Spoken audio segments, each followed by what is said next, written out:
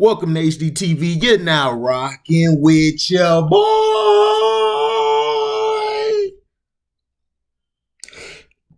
Oh, excuse me, man. I had to burp. Oh, man.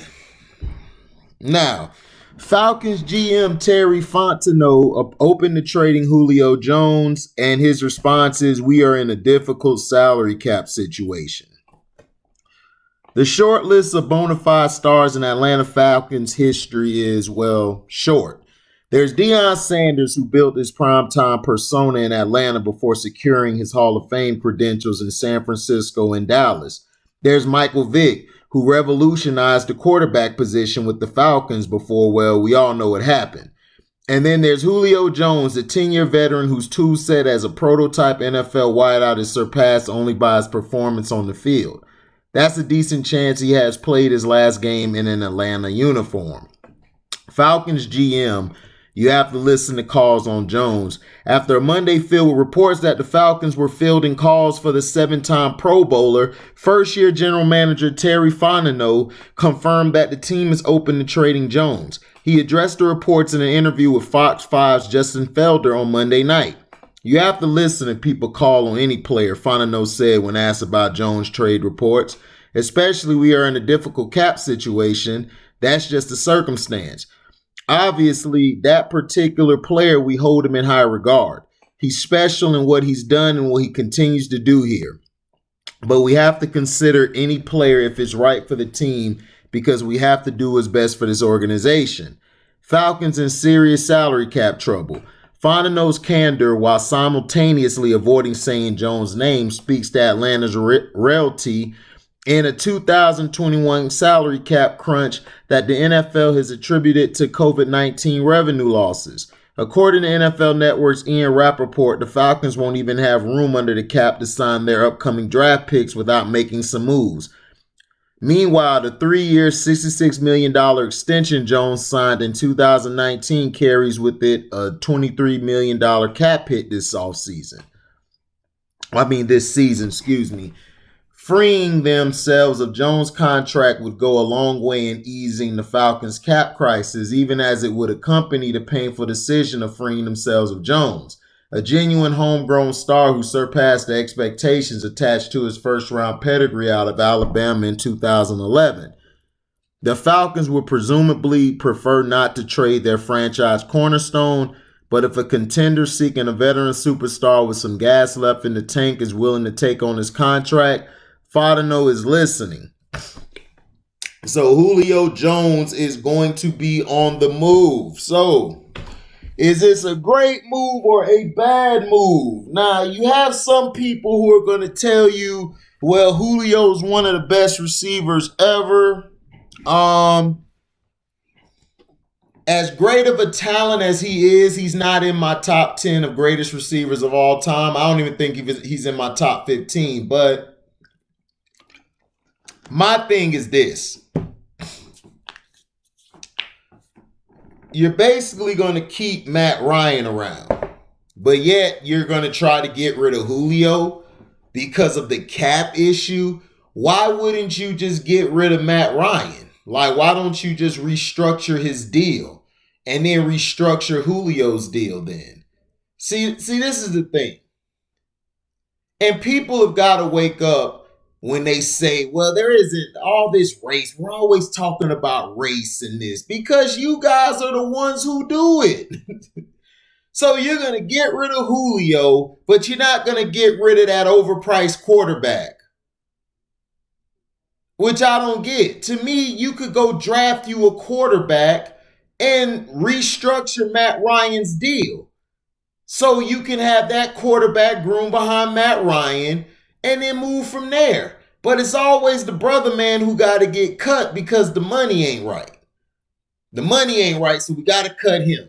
You know, he's expendable. Julio Jones has sacrificed a lot for your organization. There has been plenty of times that Julio should have been left. He should have left. And this is the thing. That's why I can't just blame LeBrownies for what he does. Not being loyal to anybody. Hell, a lot of these owners and GMs ain't loyal to nobody.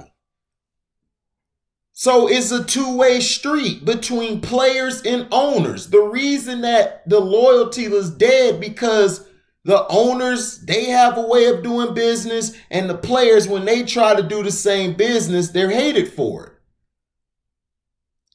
You know, like I said, I've never had a problem with LeBrownies stacking his teams. But if you're going to give him that smoke, if you're going to give Kevin Durant smoke in basketball for doing what he does, you have got to give LeBrownies the same smoke. You got to give him that smoke. And I don't want to hear this, oh, the Boston Celtics. The Boston Celtics didn't start nothing. They were old veterans who did their job elsewhere to try to win a ring. They failed. They came together because Danny Ainge made some trades. And that's how he got them over there. Because Paul Pierce was I think he was about to trade Paul Pierce, if I'm not mistaken. But let's get back to this. Julio Jones is a great receiver. But his problem has been injuries. He has been getting hurt the past 6 seasons. He gets nicked up because he's taking a lot of punishment, man, because at times Matt Ryan does throw some ducks at times.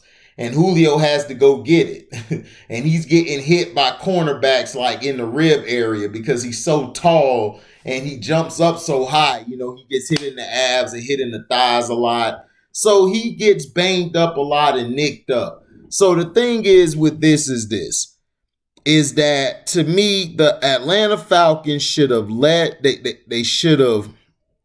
they should have been moved on from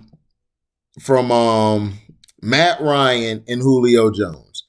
They should have been let them go. But the problem with the Atlanta Falcons is they just haven't been right since that Super Bowl loss.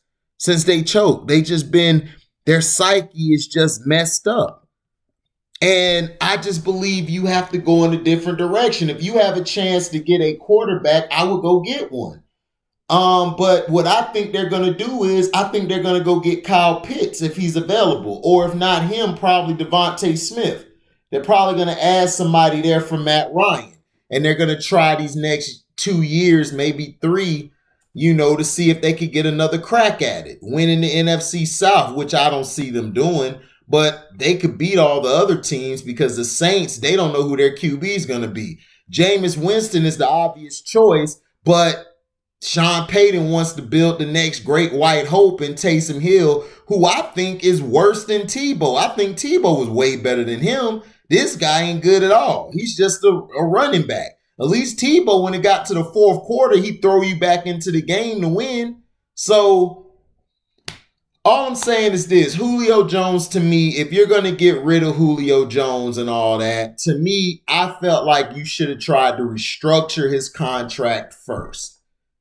And then restructure Matt Ryan's contract to build the team up. If you couldn't do that, now I see you're trying to trade.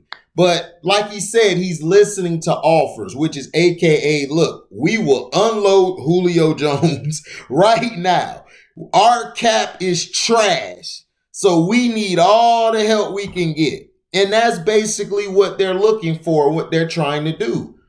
It's no disrespect. Like I said, I love Julio Jones. Julio Jones is a great receiver, probably in the top 20.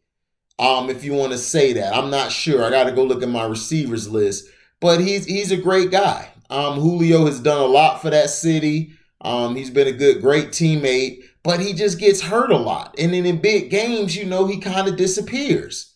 He'll perform, but when you're injured, availability is very key, especially in this. But to me, I just find it awkward that the brother man got to go when you got the quarterback who's getting paid a whole lot of money.